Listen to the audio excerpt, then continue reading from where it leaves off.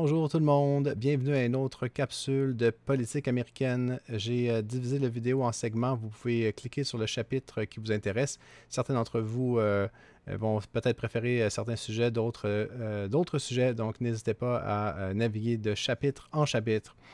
Je commence aujourd'hui avec une première nouvelle qui est Trump remettrait en question le débat du 10 septembre. Vous avez été nombreux à écrire dans les commentaires oh non, il va jamais annuler le débat, c'est pas son genre. C'est en fait assez son genre. Je sais qu'il va sans doute finir par le faire, à mon avis, parce qu'il n'y a vraiment pas le choix. Mais ça lui tente pas.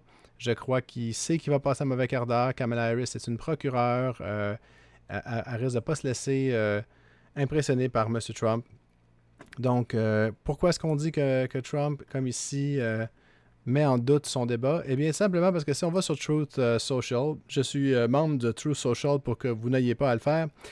Alors, regardez cette vérité, parce que c'est pas un tweet, c'est une vérité de Trump il y a, ma foi, un jour. Et j'ai regardé le débat, le fake news de ABC, et il dit ici, pourquoi est-ce que je ferais le débat contre Kamala Harris sur ce réseau? Alors, Real Donald Trump, il y a un jour. Alors, voilà la raison pour laquelle on dit M. Trump remet en question le débat, parce que c'est parce qu'il fait. Et il faut voir qu'est-ce que la campagne de Kamala Harris a mis en réponse à ça. Je vous laisse regarder, ça vaut la peine. Why not debate her? Well, wait. But because they already know everything. They say, oh, Trump's, not doing the debate. That's the same thing they'll say now. I mean, right now I say, why should I do a debate? I'm leading in the polls.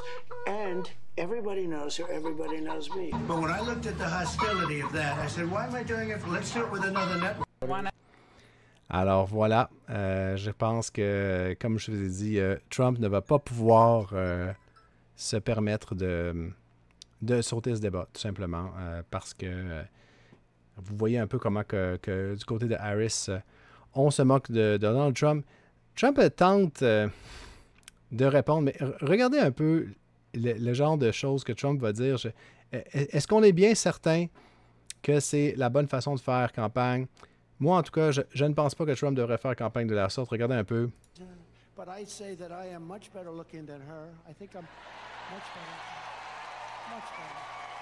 I'm a better looking person than Kamala. Alors voilà, Trump insiste qu'il est une plus belle personne physiquement que Kamala Harris. Alors après l'avoir attaqué sur le fait qu'elle était peut-être une nouvelle personne noire, qu'avant elle était indienne, mais que maintenant elle est noire, faisant semblant de ne pas comprendre que Kamala Harris que son père est noir, que sa mère est indienne. Alors là, voici Trump qui s'offusque du fait qu'on dit que Kamala Harris serait jolie. Et il n'y a personne qui dit ça, là, d'ailleurs. Je me demande où est-ce qu'il a pris ça. Tout ça partait d'une caricature. Il disait qu'elle avait eu un dessin d'elle, et ce dessin la faisait bien paraître, comme si elle était belle, mais moi, je suis bien plus beau. On est en campagne électorale. Il y a moins de 3 mois jusqu'à l'élection. Est-ce que c'est vraiment la stratégie gagnante pour Donald Trump, là? Permettez-moi d'en douter. Il faut qu'on parle de la Floride. Il faut qu'on parle de la Floride. Pourquoi est-ce qu'il faut qu'on parle de la Floride? Je vous présente la carte électorale des États-Unis. Alors, je vous rappelle qu'aux États-Unis, on ne se présente pas président. On se présente président dans les 50 États. Donc, ce n'est pas à un endroit qu'on soumet son dossier, mais on soumet son dossier dans chacun des 50 États. Quand on place déjà les États qui sont garantis d'un côté et de l'autre, on voit que c'est 213 à 219, mais ça inclut la Floride et ses 30 grands électeurs, ce qui est énorme, hein, parce que l'État qui en a le plus, c'est la Californie avec 54. Le deuxième qui en a le plus, c'est 40 du Texas. La Floride, troisième avec 30. On voit même que c'est plus que New York, là. L'État de New York en a 28. Donc, ce sont les plus grands États. On tient la Floride pour acquise. Savez-vous pourquoi? Parce que pas plus tard qu'il y a 2 ans, Ron DeSantis avait remporté une victoire par 19 points. Donc, la Floride était serrée du temps de Bush contre Gore. Si on se rappelle, c'était l'État pivot qui, à la fin de la soirée électorale, il demeurait des votes à compter, à recompter. C'était tellement serré que ça en était vraiment un très faible nombre d'électeurs. Mais élection après élection, la Floride est devenue de plus en plus républicaine jusqu'à ce que le gouverneur Ron DeSantis, un républicain, l'emporte par 19 points il n'y a pas moins de 2 ans. Regardons ensemble où on en est en Floride. Il y a 4 points d'écart maintenant en Floride. Et quand on regarde d'un peu plus près, on ignore ces sondages car le petit picot bleu montre que c'est un sondeur démocrate. Regardez ici, Florida Atlantic University, Main Street Research, c'est un excellent site de sondage. Ici, l'échantillon est énorme, 1000 élevé pour likely voters, ça veut dire pas seulement des électeurs inscrits sur la liste électorale, il y a 50% de participation aux États-Unis. Donc, si on avait registered voters, RV, comme ici, ça voudrait dire des électeurs inscrits, ça veut dire que un peu moins de la moitié iraient voter. Là, c'est des électeurs qui vont aller voter. Regardez l'écart, 2 points, 3 points, 3 points, 3 points. Donc, ils l'ont pris 4 fois, et la moyenne, c'est 2,5 points d'écart. Mais la Floride, là, imaginez, là, regardez la différence, là, c'est plus du tout serré. On la met démocrate. Si on la met démocrate, là, c'est terminé, là. Regardez la quantité d'États, il faudrait que Trump les emporte tous. Et c'est présentement pas le cas, là. Alors, c'est quelque chose de gravissime pour Donald Trump. Et là où c'est vraiment, vraiment bon pour Kamala et mauvais pour Trump, c'est que Trump va être obligé de défendre la Floride. Et qu'est-ce qu'on veut dire par défendre? On veut dire dépenser de l'argent en publicité électorale. Et dans des marchés comme la Floride, ça coûte extrêmement cher. Donc, quand on dit un tel a 250 millions de trésors de guerre, parce que Kamala Harris, j'ai oublié de vous mentionner qu'elle a battu un record de financement le mois dernier ou dans les derniers mois avec quelque chose comme 500 millions de dollars, une fortune. C'est certainement un record parce qu'avant les élections, on récoltait 500 millions de dollars au total dans la campagne avant Barack Obama. En fait, je pense que Barack Obama 2008, c'était 500 millions de dollars qu'il avait réuni en tout. La deuxième élection, c'était 1 milliard. Donc, vous pouvez imaginer ce que ça représente, 500 millions en un mois. Je n'ai pas le chiffre exact, mais je vous le sortirai. Donc, il faut dépenser cet argent dans des bureaux de campagne, dans le cas de Trump, dans des avocats de la défense de ses procès criminels, mais on y reviendra dans une autre capsule. Donc, on arrive avec la Floride. On doit dépenser des dizaines de millions de dollars en Floride pour la défendre. Si c'est le cas, ça va handicaper la capacité de Trump à dépenser encore plus dans ces marchés qui sont beaucoup plus serrés. Donc, si vous me permettez, on va quand même regarder rapidement, en tenant compte, en enlevant la Floride un instant, là, vous allez voir la gravité de la Floride. Rapidement, on va passer d'ouest en est. Le Nevada. Ah, je voulais aussi vous montrer cela. Je vous le ferai dans un autre instant. Allons voir le Nevada. Le Nevada, dans un mouchoir de poche, Harris par un demi-point. Les plus récents sondages, Focal Data, je ne les connais pas. Je ne suis pas convaincu de la validité de ça. L'écart est beaucoup trop important par rapport à ce qu'on voit d'habitude. C'est un peu un outlier, comme on dit. Je crois que la source la plus crédible demeure le New York Times Siena College, qui est le sondeur le plus fiable selon le site d'analyse 538, qui est beaucoup plus expert que moi sur cette question. Alors, je crois qu'ici, on peut revenir sur la carte électorale, donner le Nevada à Trump pour l'instant. Si on va voir l'Arizona, encore une fois, dans un mouchoir de poche, extrêmement serré. Les derniers sondages, pas mal tous rouges, mais encore une fois, beaucoup de Focal Data. Par contre, quand on regardait le New York Times, Siena College, on voit que ça donnait un clair avantage à Harris. Et par souci de cohérence, j'ai envie de le mettre, mais vous allez comprendre assez rapidement qu'on va le mettre. Allons voir les États du Rust Belt dont tout le monde parle, le Wisconsin. Regardez l'écart qui ne s'arrête pas de s'agrandir. Le Wisconsin, c'était serré, là. C'est de moins en moins serré. On est rendu à 3,6 points. On dirait que chaque jour, il vient un sondage qui est pire pour Trump. Encore une fois, Focal Data dont je me méfie, mais on voit que c'est clairement, c'est tout bleu, là. C'est tout bleu ici, plus 1, plus 6, plus 7, plus 7, plus 4. La dernière fois qu'il y a eu un sondage favorable à Trump, ça fait un bout de temps. Vous voyez, le Wisconsin, ça commence à s'aggraver. On va aller voir le Michigan. C'était un de ces États qui avait été extrêmement serré. On est rendu à 3,1. Encore une fois, l'écart ne cesse de s'agrandir. On voit la ligne bleue qui augmente. Encore une fois, c'est tout bleu, là. C'est tout bleu. Avec quelques petites taches rouges ici. Donc, pour l'instant, on peut mettre le Michigan. Cette fameuse Pennsylvanie, allons voir la Pennsylvanie. 1,6 points. Dans le monde relatif de la Pennsylvanie, c'est beaucoup. Ça veut dire que les derniers sondages, là, on voit ici le petit picot rouge qui veut dire que c'est un sondeur républicain. Alors, lui, il met Trump gagnant, même par 5 points, 4 points en Pennsylvanie. Oh, c'était Trump-Biden. pourquoi Trump-Biden, c'est non mais bizarre. Ah, je m'excuse, là, comme on voit, ce n'est pas fiable, ce n'est pas quelque chose qui est fiable. Alors, on va plutôt regarder Show More Polls.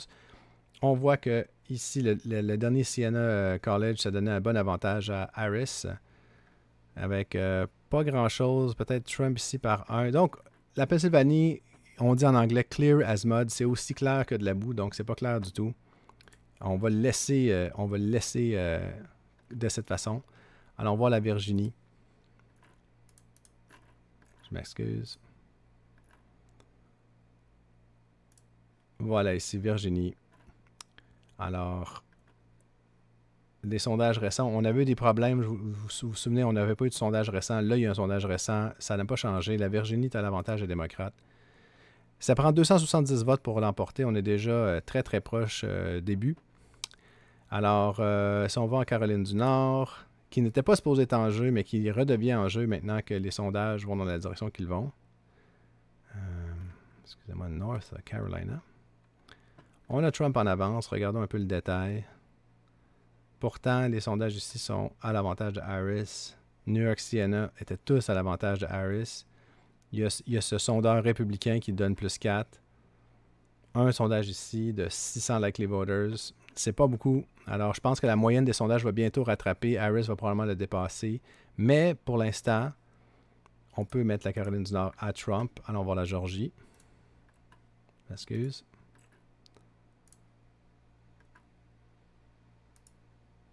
Pardon.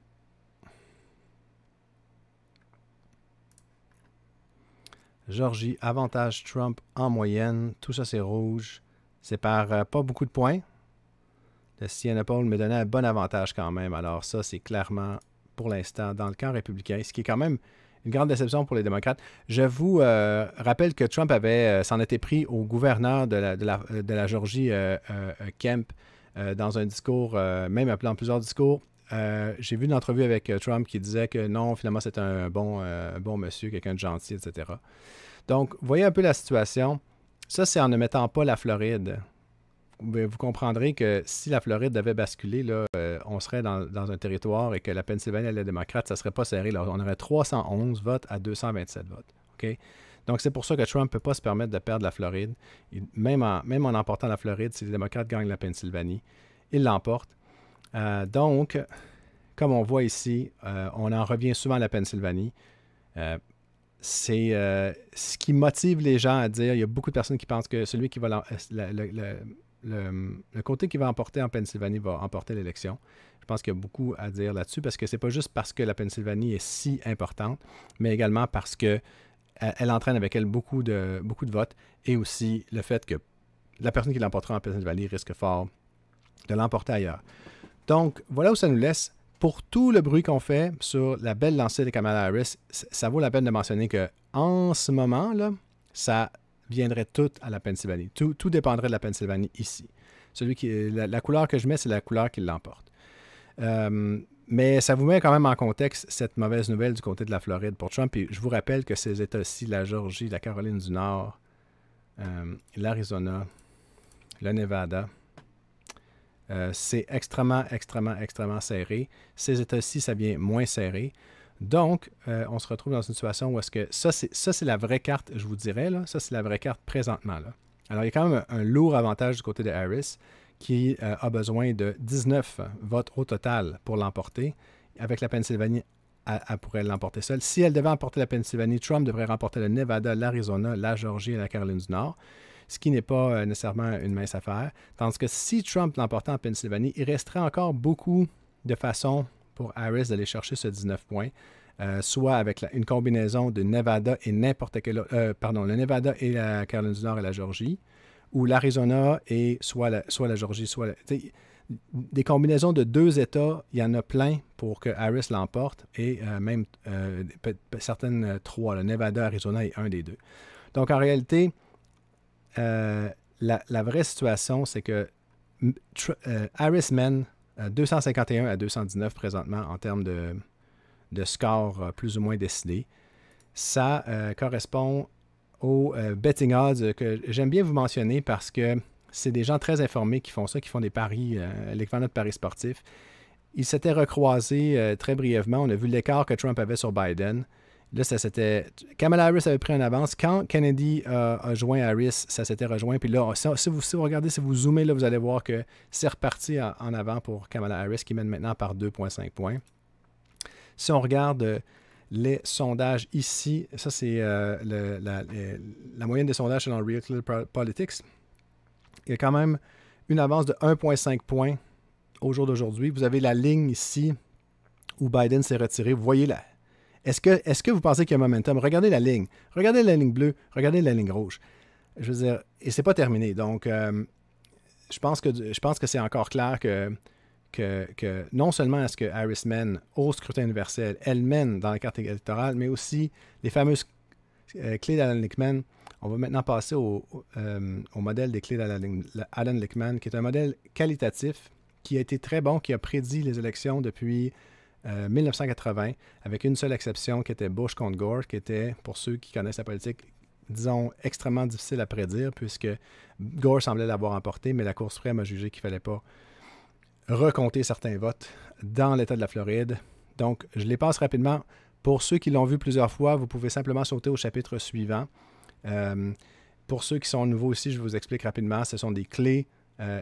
C'est un modèle qui est basé sur une imitation des prévisions de séisme, donc un modèle qualitatif qui permet de mieux anticiper sans se baser trop sur les chiffres et les sondages.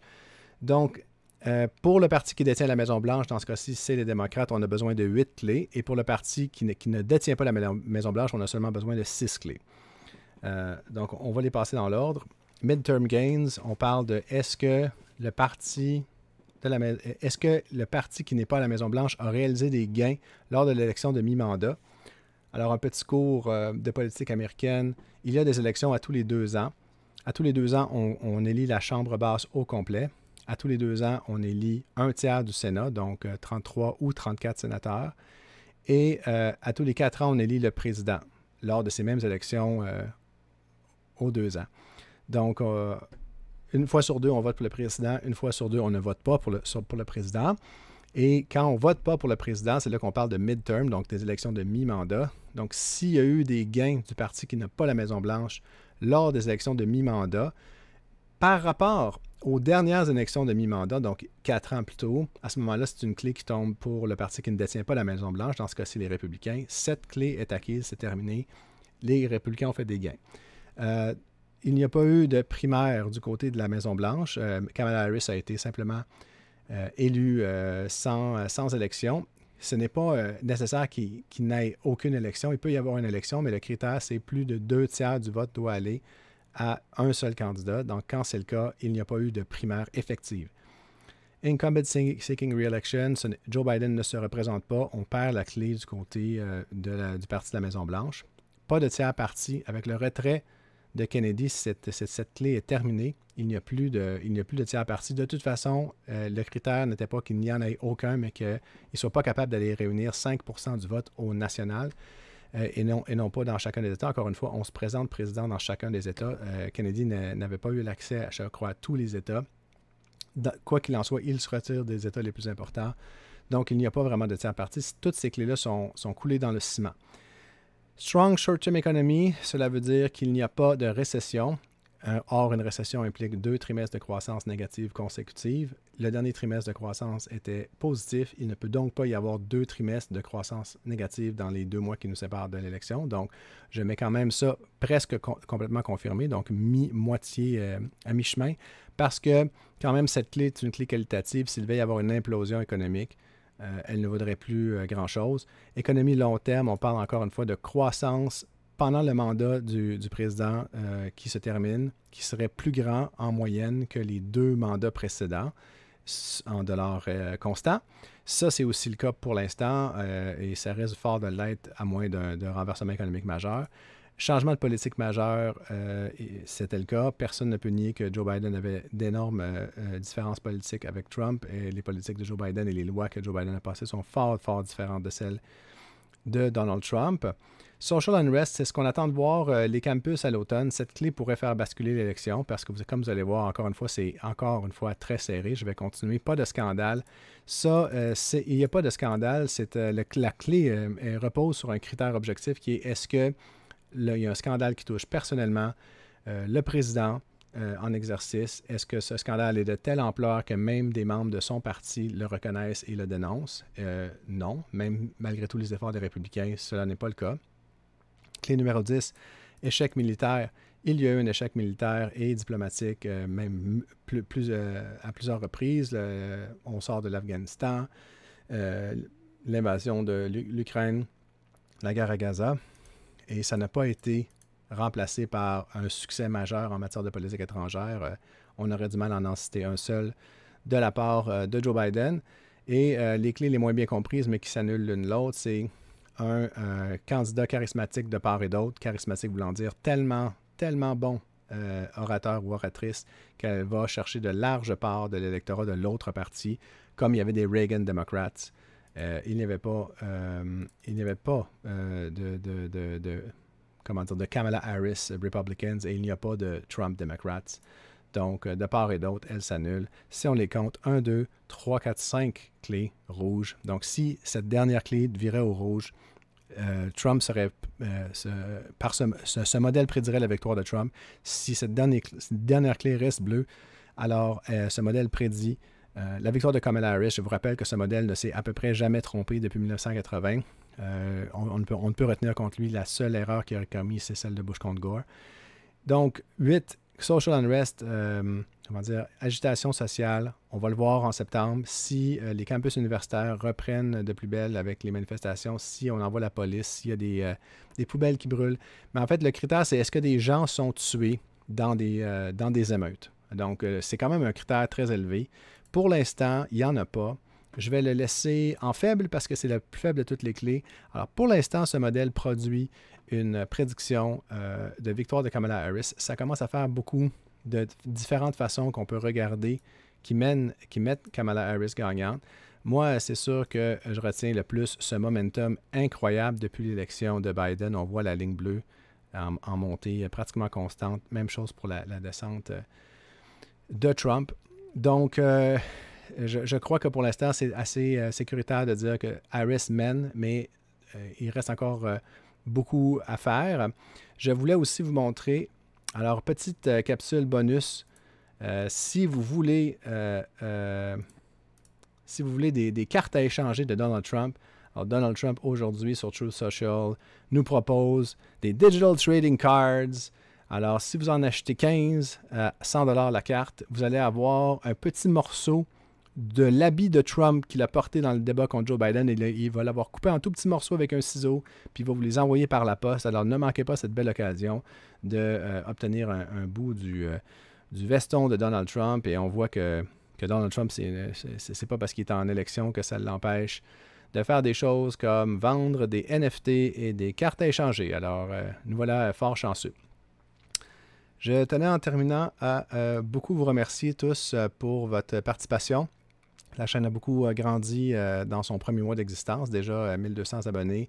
Je vous félicite vraiment, les commentaires, toujours respectueux, très intéressants. Certains d'entre vous aident clairement des experts.